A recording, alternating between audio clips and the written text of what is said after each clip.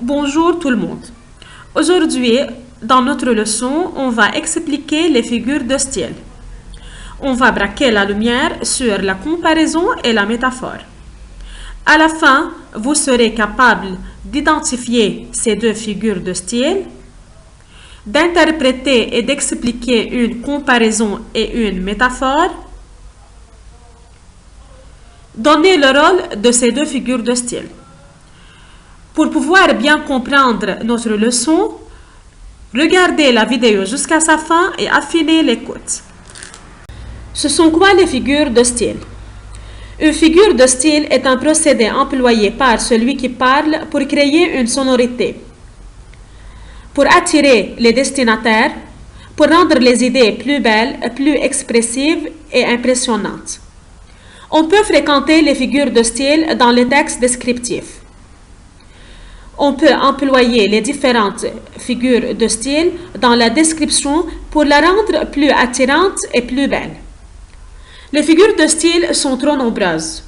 On peut citer comme exemple la comparaison, la métaphore, la personnification, l'énumération, l'anaphore, l'antithèse, l'hyperbole. Dans notre leçon, on va jeter la lumière sur les deux premières figures de style, la comparaison et la métaphore. On va commencer tout d'abord par la comparaison. C'est quoi une comparaison? C'est une figure de style qui nous permet de faire un rapprochement entre deux éléments ayant un point commun entre eux. Donc, la comparaison, c'est une mise en commun entre deux éléments, un comparé et un comparant, à l'aide d'un outil pour montrer leurs points communs.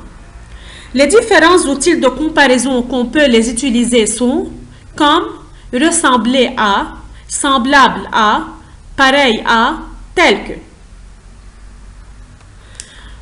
Le fait de trouver l'un de ces outils dans une phrase nous permet directement de dire qu'il s'agit d'une comparaison. Prenons maintenant cet exemple. Ses yeux étaient pareils à la mer. La locution pareil à nous montre directement que c'est une comparaison. On va essayer de relever le comparé, le comparant et le point commun. Ses yeux, ce sont le comparé. Pareil à, c'est l'outil de comparaison. À la mer, c'est le comparant. Alors, dans cette comparaison, on compare les yeux à la mer.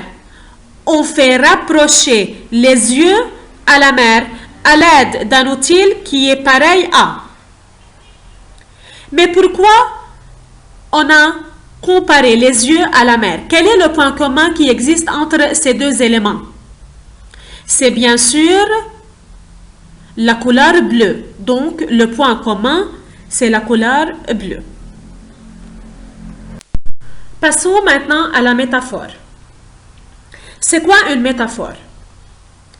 La métaphore est une figure de style d'analogie qui permet de faire un rapprochement entre deux éléments, mais cette fois sans outil de comparaison.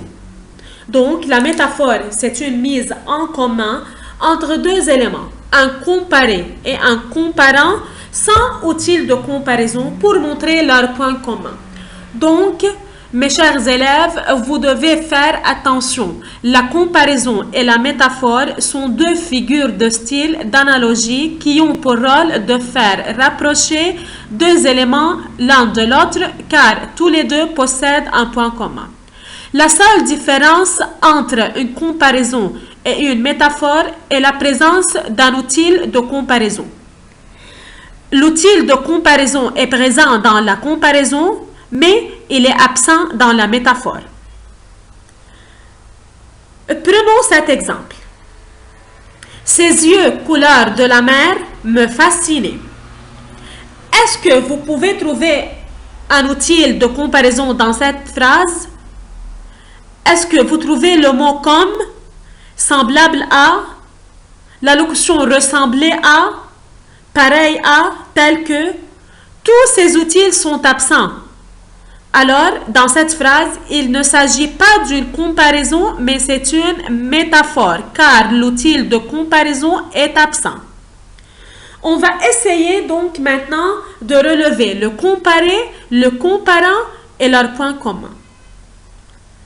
Ses yeux, ce sont le comparé. Couleur de la mer, le comparant.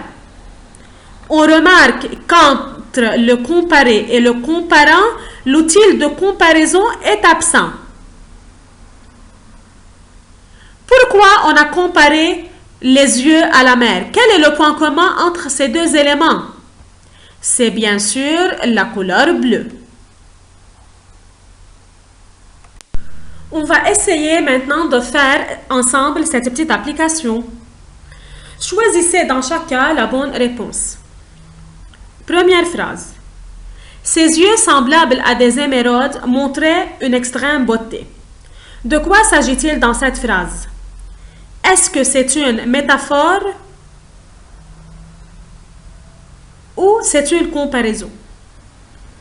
Pour pouvoir répondre à cette question, on va chercher l'outil de comparaison dans la phrase. C'est-à-dire, on doit chercher si dans la phrase, on a employé comme, tel que, pareil à, semblable à, ressemble à. Dans cette phrase, on peut remarquer l'emploi du terme semblable à. Ceci nous montre donc qu'il s'agit d'une comparaison. Dans cette phrase, on compare les yeux à des émeraudes pour montrer la couleur verte. Passons à la deuxième phrase. Cet homme est un vrai lion. Il défend fort ses enfants. Est-ce que c'est une comparaison ou c'est une métaphore? Comme d'habitude, on doit chercher l'outil. Si on trouve un outil, on dit alors que c'est une comparaison. Si l'outil est absent, on dit alors que c'est une métaphore. Regardez bien, mes chers élèves, cette phrase avec moi. Est-ce que vous trouvez des outils de comparaison comme pareil à, semblable à, ressemble à? Non. Dans cette phrase, l'outil de comparaison est absent. Alors, c'est une métaphore. Dans cette phrase, on compare l'homme à un lion sans employer un outil de comparaison pour montrer la force de cet homme. À la fin, je vais vous demander de bien regarder la vidéo jusqu'à sa fin, de recopier les règles sur votre cahier de français, de faire votre devoir et de m'envoyer moi les réponses. Si vous avez des questions, n'hésitez pas à me contacter. J'espère vous voir prochainement et à bientôt.